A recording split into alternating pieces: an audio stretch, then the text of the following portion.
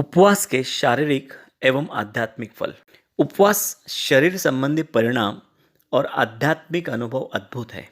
आपको ये जानकर आश्चर्य होगा कि उपवास करने से शरीर और मन किस तरह से सुदृढ़ बन सकता है। हमारे शरीर के भीतर प्राण शक्ति ही जीवन का स्रोत है। यह एक चेतन शक्ति है, अंगों की निर्माता और साथ ही साथ उनकी जीवन शक्ति की पूर्तिकर्ता भी है। साधारणतः जीवन शक्ति मन की शक्ति और भोजन के द्वारा निरंतर सुदृढ़ होती रहती, लेकिन यदि इसका अत्यधिक दुरुपयोग हुआ हो तो यह प्रयत्न करना छोड़ देती है और आगे कार्य करना बंद कर देती है।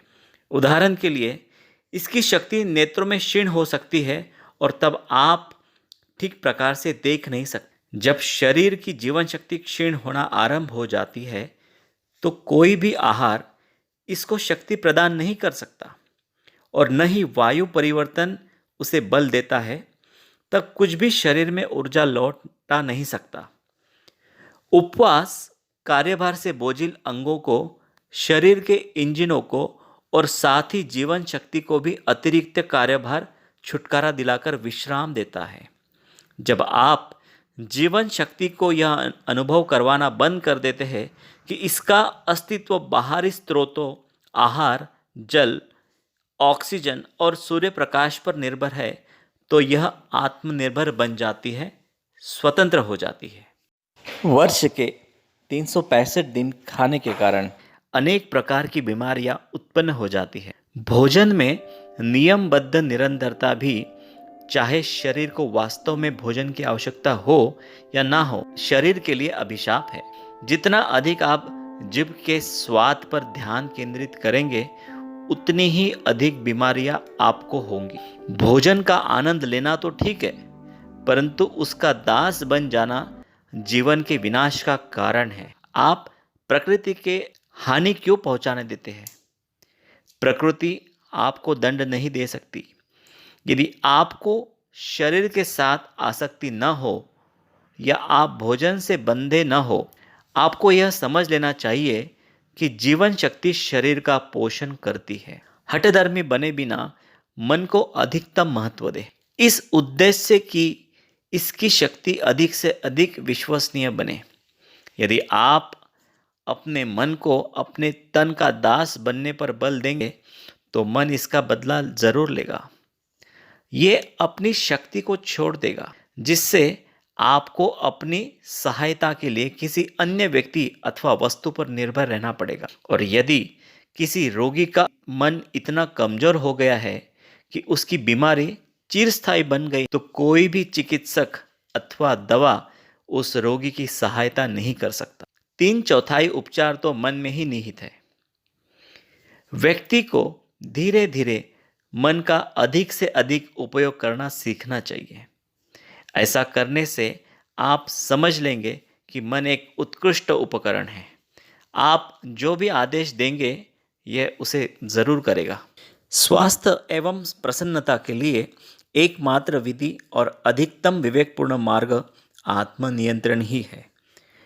अपने आप पर नियंत्रण पा लेना, ताकि आप अपनी इंद्रियों के वशीभूत न हो, महानतम आशीर्वादों में से एक है जिसे आप प्राप्त कर सकते हैं। यदि आप बिजली के तारों में अत्यधिक विद्युत प्रवाहित करते हो तो वे जल जाती है, और इसी प्रकार हर बार जब आप अपनी पाचन प्रणाली पर बहुत ज़्यादा भोजन का भार डालते हो तो जीवन शक्ति नष्ट हो जाती है। जब आप आवश्यकता से अधिक भोजन से दूर रहते हैं और जब आप उपवास करते हैं तो जीवन शक्ति को विश्राम मिलता है और वह पुनः शक्ति से भर जाती है। यदि आपका वाहन ठीक से कार्य नहीं कर रहा है तो उसे गैराज में भेज देते हैं। कुछ समय के लिए यह ठीक चलता है, फिर उसमें कुछ और खराबी आ जाती है और आप उसे दोबारा मरम्मत के लिए भेज देते हैं।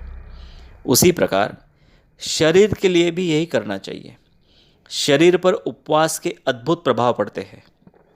संतरे का रस, 3 दिन का उपवास शरीर को अस्थायी रूप से ठीक कर देगा, परंतु लंबा उपवास पूरी तरह से मरम्मत कर देगा। आपका शरीर इस्पात की भांति शक्तिशाली अनुभव करेगा। परंतु यदि आप स्थायी मरम्मत चाहते हैं तो आपको हर समय यह भी जांच करना होगा कि आप कौन सा और कितना भोजन अपने शरीर को दे रहे हैं। व्यक्ति को उपवास में अभ्यस्त होने के लिए आरंभ में सप्ताह में 1 दिन फलों पर अथवा महीने में 3 दिन का उपवास संतरे के रस पर करना अच्छा है।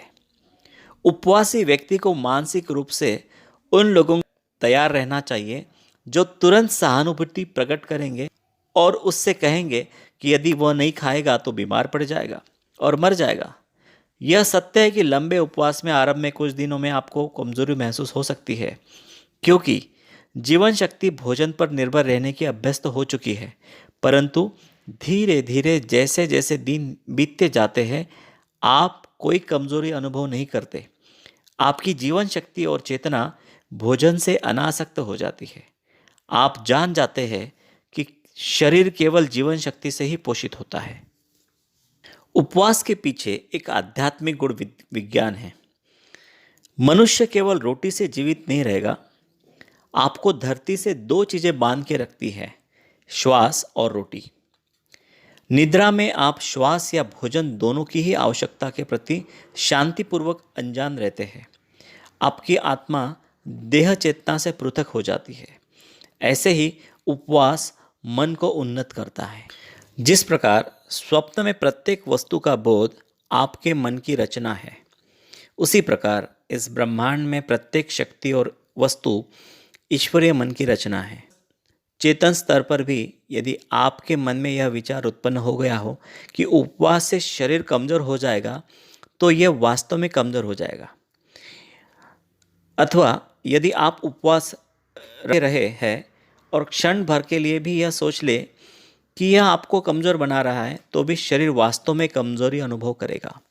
परंतु यदि आप अपने मन को दृढ़ कर ले कि शरीर बलिष्ठ है, तो यह कोई कमज़ोरी अनुभव नहीं करेगा, बल्कि यह अत्यधिक शक्ति का अनुभव करेगा। अधिकांश लोग यह नहीं जानते क्योंकि उन्होंने इसका कभी परीक्षण ही नहीं किया। मन अपने चमत्कार तब तक नहीं दिखाएगा जब तक आप इसे काम करने के लिए विवश नहीं कर देते, और जब तक आप भौतिक वस्तुओं पर अधिकाधिक निर्भर रहेंगे यह कार्य नहीं करेगा। इसीलिए साधारण दृष्टि से इसके अद्भुत चमत्कार छिपे रहते हैं, परंतु जब उपवास के द्वारा आप मन पर निर्भर रहना सीख लेते हैं तो ये प्रत्येक वस्तु में कार्य करेगा। चाहे रोग पर विजय पाना हो या समृद्धि लाना हो या जीवन के परम लक्ष्य ईश्वर को पाना हो। आज का वीडियो अगर आपको पसंद आ गया हो तो इस वीडियो को ज़रूर जाकर लाइक करें, और आपको ये वीडियो कैसा लगा मुझे नीचे कमेंट बॉक्स में ज़रूर बताइए। Thanks for watching this video.